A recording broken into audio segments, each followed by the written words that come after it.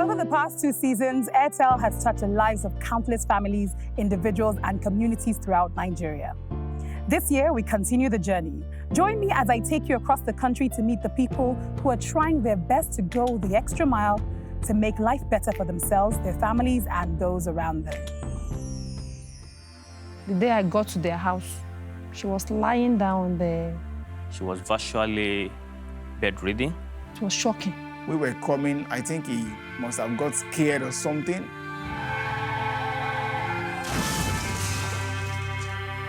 And that's all I could remember. When I became blind, I was locked up in my compound for a good 2 years. In 2014, my daughter Pilar was diagnosed with cancer of the bone. I used to sleep around any shop that I found myself. We'll visit some familiar faces and witness some truly remarkable transformations. And Airtel will once again touch the lives of more deserving Nigerians. I wanna touch your life. I wanna be the change. I'm gonna shine my light. I'm gonna make a difference. Touch your life. Be the change. Shine my light and make a difference. You're the one to make the world a much better place. You're the one, you're the one touching lives. Hello and welcome to a brand new season of Airtel Touching Lives, the show where we get to make a difference and transform lives. This year, I will take you on an emotional journey, meeting different individuals whose lives are desperately in need of being touched. It was a big explosion. The 11th of October 2016 is a day the Aina family from Ogun State will never forget. What about my children? I'm asking about my children. Where are my children? Their loss and injury has been severe and total. On that day, our life changed forever. Join me as we make sense of their ordeal and try to offer them and all Nigerians suffering trauma a way to carry on and find hope for the future. Touching lives. Good evening and welcome to Airtel Touching Lives. My name is Wana, and just like Airtel, I'm passionate about making a difference and transforming lives. People often underestimate the power of the natural elements like water, fire, and even earthquakes until they find themselves in a situation that requires it. Up until last year, October, the Aina family was flourishing.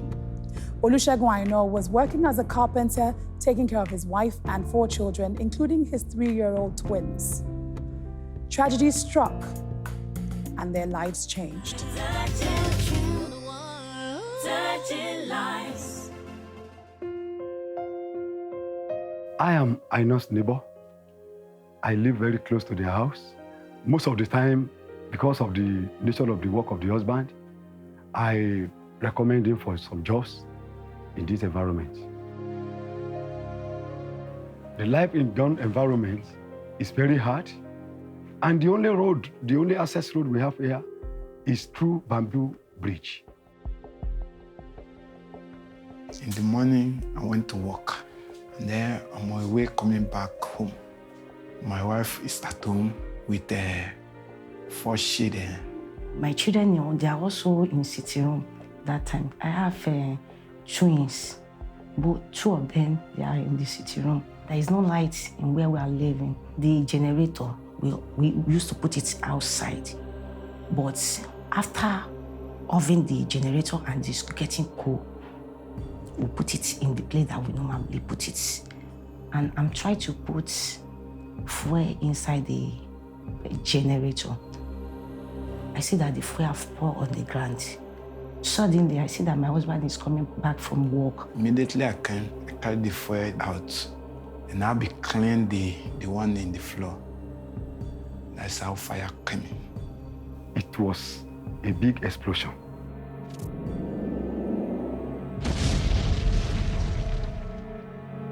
The only thing that I hear is fire.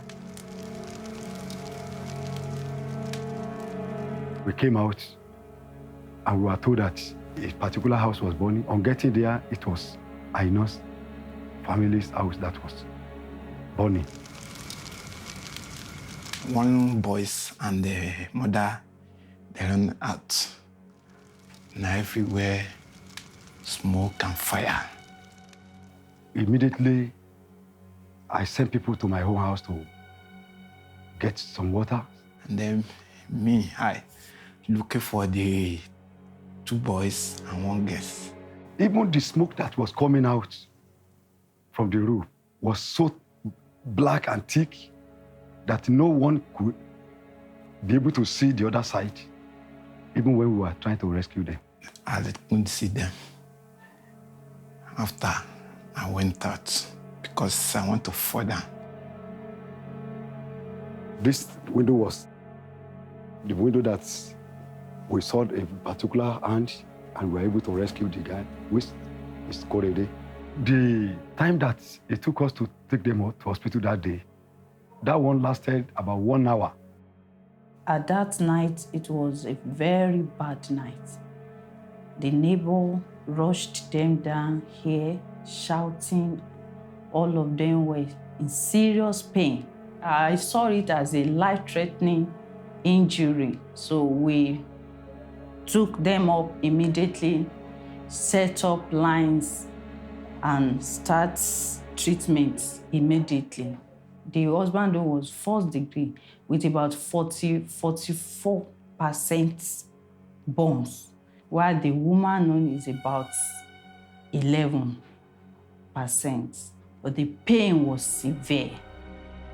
After the accident happened, the only thing that I see myself in the hospital, I was surprised, I was shocked that what is going on is that Korede I see with me. I was asking that, Korede, where is your sister? I say, it's this incident. How did you come out? He said that he jumped from the window. What about my children? I'm asking about my children. Where are my children? And the person that is with me, he said, calm down, calm down, calm down. They are safe. I did not tell my wife that the child had died because of the shock and the injuries to healing. The twins that we couldn't find and they got burnt in the fire. So painful. And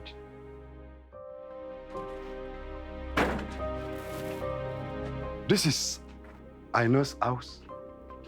This was where we found the body of the twins that got burnt in the fire. One here, the other one exactly this place. So they told me that the twins died. I'm on the bed. I feel the pain and then I cry.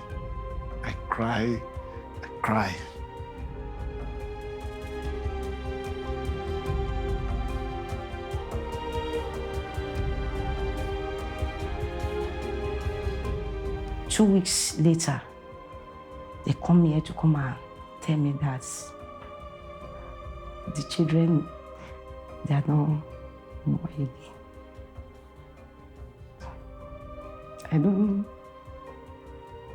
The 3 children, no. It's after some weeks later that I hear that they are no more again.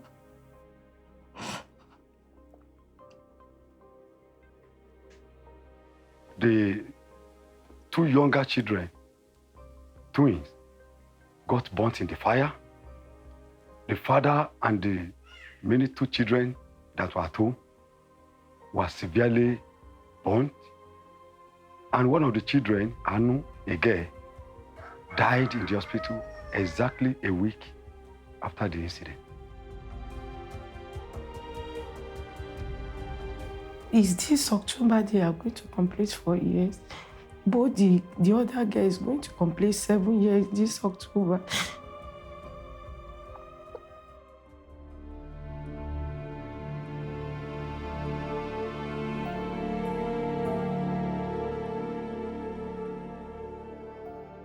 Mr. and Mrs. Aina has been in the hospital since last month and has been a very painful journey.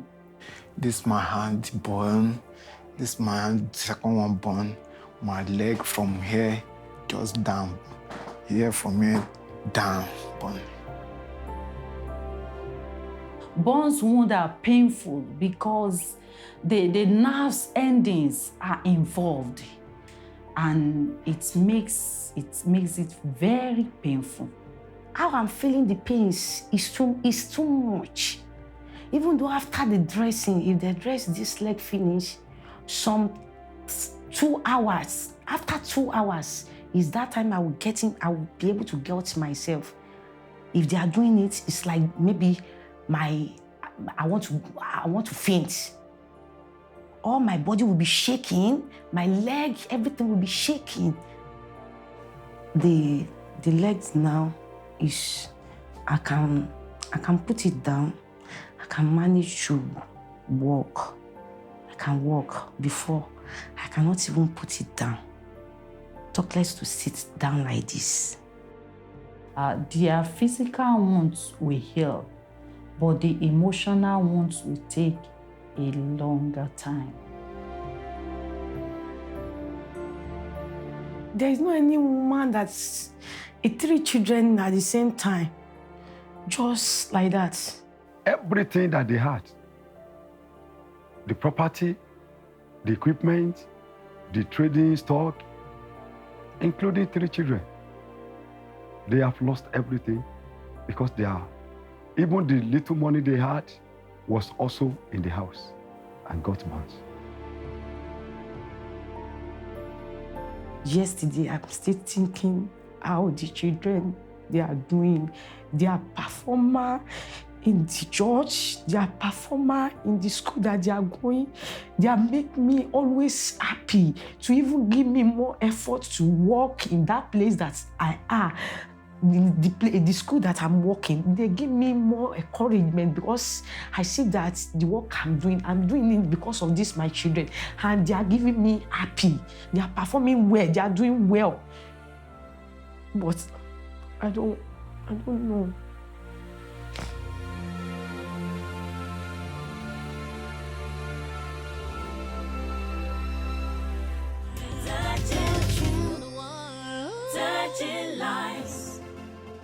This family has lost absolutely everything. No one should have to go through this much pain. You can join our conversation by following us online. It's airteltouchinglives.com.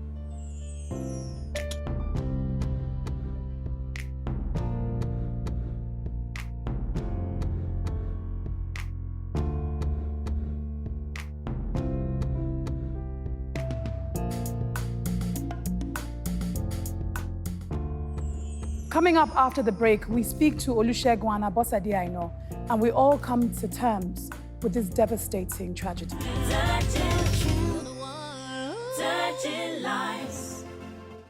Welcome back to Airtel Touching Lives. Joining me in the studio to share some practical safety tips on fire is Fire Williams of Rely Supply Limited. Welcome, Fire, to the program. Thank you, Wana. It's great to be here. Well, speaking of fires, what are some of the most common causes of fire incidents and fire situations here in Nigeria? Well, one of the most prominent causes is the kind of cabling that is being used. Inferior cabling, possibly installed by the electricians with lack of experience.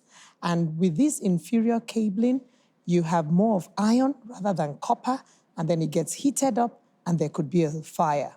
Secondly, there could be distraction in the kitchen. That's why it's not a good idea to take your phone into the kitchen, because you get carried away and then you leave something on the fire and suddenly it goes into flames. Another reason is when you have generators that are too close to the dwelling places. Your generator should be isolated. That's what we call it in safety. It's an engineering control. It's like a control system, having the generator far away from the dwelling place and all the fuels of the generator far from the home. That's how it should be. Wow. So how do we start preventing these sorts of situations from happening? We need to educate everybody in the house. They need to know that the equipment like generators are very, very dangerous. They should not be operated by young children. Secondly, we should switch off all all electrical appliances when they're not in use, when we're out of the home. They shouldn't be on. It's so easy to forget an iron, or a heater or something else, and then there's a surge of electricity, and this kind of appliance could burst into flames. So it's also very important to not use candles. You shouldn't have any naked lights. You should have rechargeable lamps, and these are safer. Right now, we do know the light situation. Sometimes you have it, sometimes you don't. So whenever you don't have light supply, you should be using something safe like a rechargeable lamp. Thank you so much, Fire Williams, for coming on the program. We'll be right back.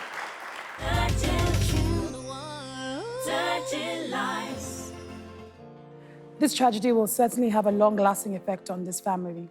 But join me as I welcome my guest, Olusegun and Abosede Aina, and their nominator, Mr. Lasisi. Welcome to the program. Thank you very much for being here, and thank you for nominating them as well. I feel like I don't even know where to start. I just want to say, accept our condolences, our prayers and our hearts are with you. And I'm sure every single person watching is sending a hand out to you right now. We saw you in the hospital in November. And how have you been since then? We are discharged. They have discharged us from the hospital. And there we are managing with my sister in Mowe. That's where we are. Mr. Lasisi, you've known them before and after this accident. How has it changed them? Physically, they are down. Emotionally, they are down. The house is no more.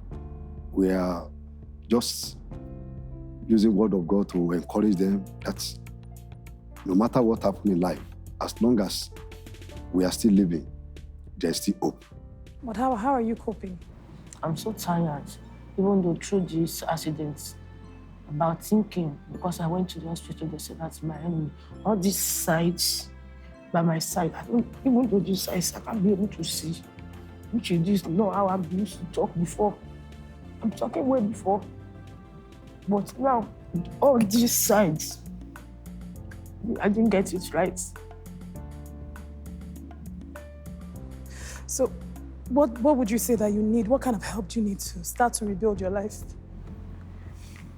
We need a lot of help. First of all, we need help to our health because we are not feeling fine first. After that, we need house, a living place. Where to live, yes. And what will bring something for us, so that at least when we have something to do, by doing something, we will not be thinking much. Maybe something is coming out, you are going out, you are bringing something, come back. Not until you wait until my sister is coming to bring food or something like that. That kind of life, I'm not living that kind of life before. Even though I'm small, I didn't live that kind of life before. It's certain that this family has been through irreparable damage. People react to trauma differently, so there is no wrong or right way to react or even to act. You can join the conversation on social media and follow us on www.airteltouchinglives.com.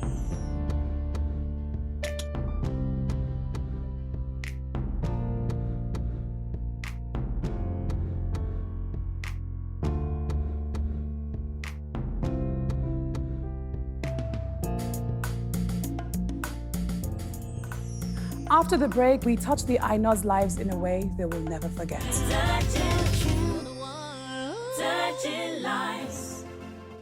On the 11th of October 2016, the Aina family suffered an unimaginable loss. A fire gutted their home. They didn't only lose all their possessions, they lost 3 of their children. The Aina family is still here with us on the program. Welcome back. Thank you. Olusegun, if you don't get any help, what's the future for you and your family? There is no future. Korede, I know that you were in the hospital with your mommy and daddy. How did you feel when you saw them throughout that time? I felt very bad. And who are you living with now? There's no person in the way that I'm living with. Again, I'm going to offer my condolences again. And here at Airtel, we're about touching lives, and we definitely want to do something for you. First of all, we would like to pay for any outstanding medical bills.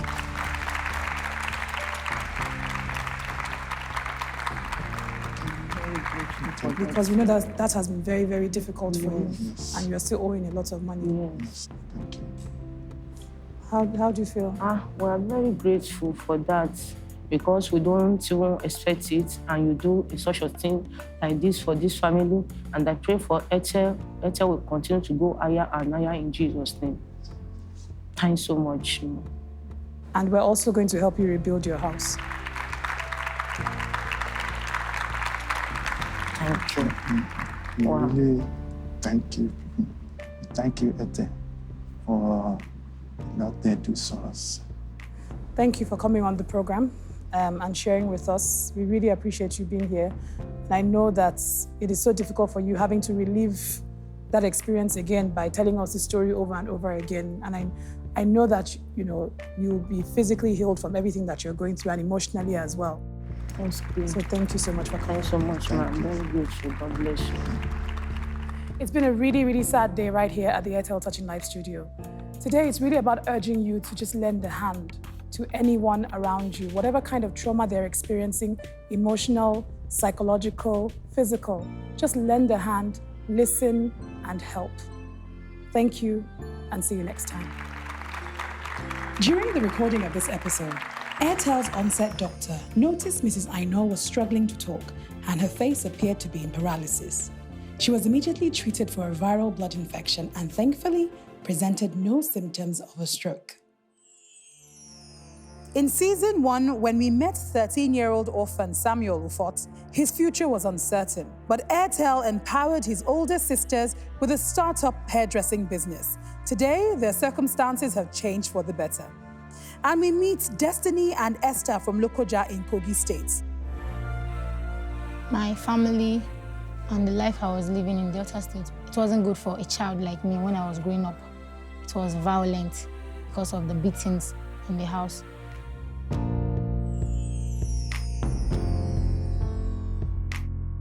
We are already grateful. And then we thank you, Ete, build the house for us.